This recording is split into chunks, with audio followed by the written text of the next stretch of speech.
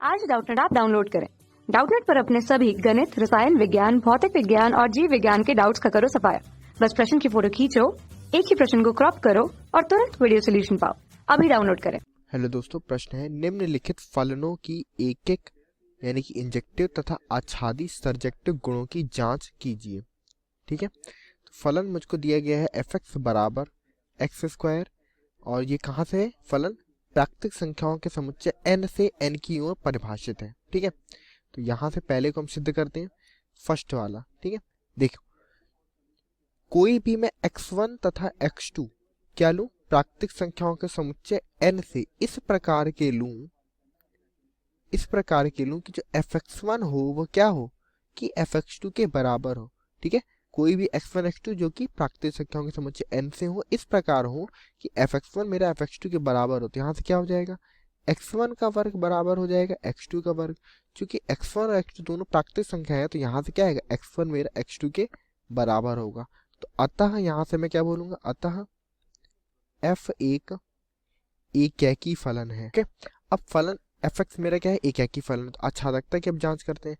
तो हम देख सकते हैं चूंकि f of x does not equal to 2, यानी कि किसी भी प्राकृतिक संख्या x के लिए एफ एक्स का मान मेरे 2 के बराबर नहीं हो सकता। इस प्रकार मैं क्या बोलूंगा कि जो 2 है वो फलन की रेंज में, यानी कि रेंज ऑफ f का सदस्य नहीं है, अर्थात फलन f एक आच्छादी फलन नहीं होगा, आच्छादक फलन नहीं है।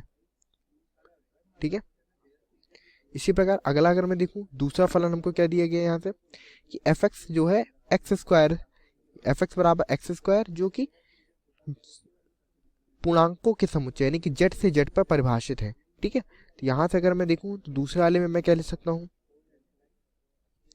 देखो, एफ एक्स क्या है? मेरा एक्स स्क्वायर है। ठीक है, और कहाँ से? जेड से जेड के ऊपर परिभाषित। तो हम देख सकते हैं चूंकि एफ ऑफ -1 बराबर एफ ऑफ 1, लेकिन -1 मेरा 1 के बराबर नहीं है, अर्थात यह एकी फलन नहीं होगा, एकी नहीं होगा। ठीक है, इसी प्रकार अगर मैं देखूं चूंकि f x not equal to 2 for all x, यानी कि किसी भी x के लिए एफ एक्स का मान मेरे 2 के बराबर नहीं हो सकता। इस तरह की और भी संख्या हमको मिल जाएंगी। ठीक है, मैं एक के लिए बोलूं कि किसी भी x के लिए एफ एक्स का मान 2 के बराबर नहीं है, इसका मतलब क्या होगा?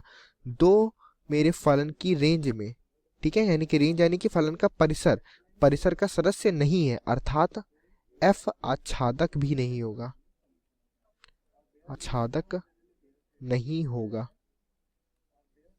ठीक, तीसरे फलन पे देखते हैं। तीसरा फलन को क्या दिया गया है? इधर से अगर देखूं तो फलन मेरा जो परिभाषित है क्या है? r से r पर। ठीक है, एफ एक्स बराबर एक्स स्क्वायर, जहां f क्या है? प्राकृतिक वो वास्तविक संख्याओं के समुच्चय r से r पर परिभाषित है। तो यहां से अगर मैं देखूं तो इसमें सीधे सीधे हम लिख सकते हैं चूंकि f ऑफ -1 बराबर f ऑफ 1, लेकिन -1 मेरा 1 के बराबर नहीं है, अर्थात f एकी नहीं होगा। ठीक है,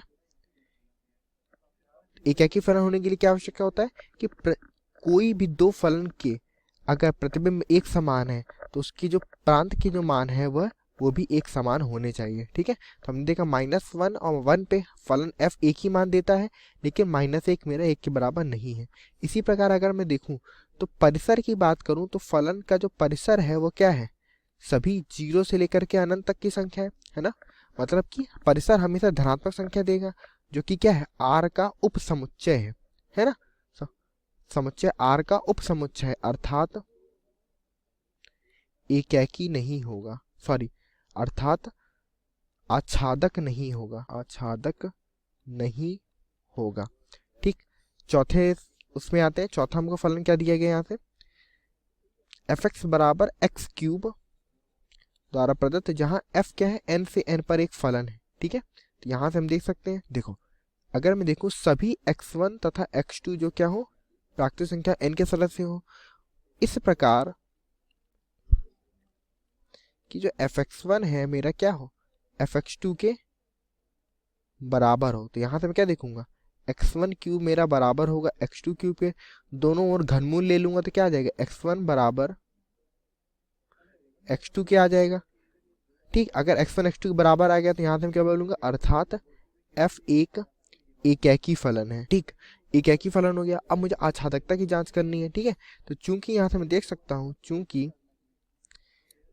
f of x not equal to 2, सभी x, किसी भी x के लिए fx का मान मेरा 2 के बराबर नहीं हो सकता, यानी कि कोई भी ऐसी प्राकृतिक संख्या हमको नहीं मिलेगी जिसका घन क्या हो, 2 के बराबर हो। तो इस प्रकार मैं क्या बोल सकता हूँ कि 2 जो है फलन के परिसर का सदस्य नहीं होगा, 2 परिसर का सदस्य नहीं होगा, अर्थात f आच्छादक नहीं होगा, आच्छादक नहीं होगा।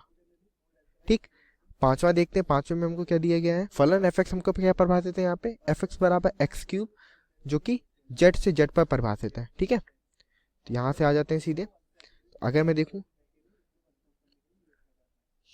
fx बराबर x क्यूब, ठीक है, तो z से z पर परिभाषित है, यहाँ से सभी x1 तथा x2 जो कि z के सदस्य हैं, इस प्रकार कि fx1 क्या है मेरा, fx2 के बराबर है। तो यहाँ से अगर मैं देखूँ तो क्या हो जाएगा, x1 क्यूब भी मेरा x2 क्यूब के बराबर हो जाएगा। तो चूंकि अगर x1 क्यूब x2 क्यूब के बराबर होगा तो इसका मतलब क्या होगा, x1 भी मेरा x2 के बराबर होता है। ठीक, घनमूल ले लिया मैंने सीधे सीधे, तो यहाँ से क्या हो जाएगा, अतः f एक एकैकी फलन होगा। ठीक, अगला अगर मैं देखूं आच्छादकता के लिए तो हम देख सकते हैं, चूंकि fx मेरा कभी भी 2 के बराबर, देखिए इस जैसे हम 2 के लिए दे सकते हैं, इसी तरह किसी भी ऐसी हम संख्या के दे सकते हैं जो पूर्ण वर्ग ना हो, है ना। तो हम देख सकते हैं कि fx का मान कभी भी मेरा 5 के बराबर नहीं हो सकता। ठीक है, fx मेरा कभी भी 5 के बराबर नहीं होगा। सभी x, यानी कि कोई भी x लूंगा तो किसी भी संख्या का घन 5 के बराबर नहीं होगा, अर्थात जो 5 है वो फलन के परिसर का सदस्य नहीं होगा। अगर परिसर का सदस्य नहीं है तो यहाँ से मैं क्या बोलूंगा, अतः f आच्छादक नहीं है, आच्छादक नहीं होगा। ओके, तो इस प्रकार हम फलन की एकैकिता तथा आच्छादकता की जांच कर सकते हैं। Okay, thank you, enjoy learning. कक्षा 6 से 12वीं से लेकर नीट, IIT, JEE वो एडवांस के लेवल तक 1 करोड़ से ज्यादा छात्रों का भरोसा। आज ही डाउनलोड करें डाउटनेट ऐप या व्हाट्सएप करें अपने सारे डाउट्स 8400 400 400 पर।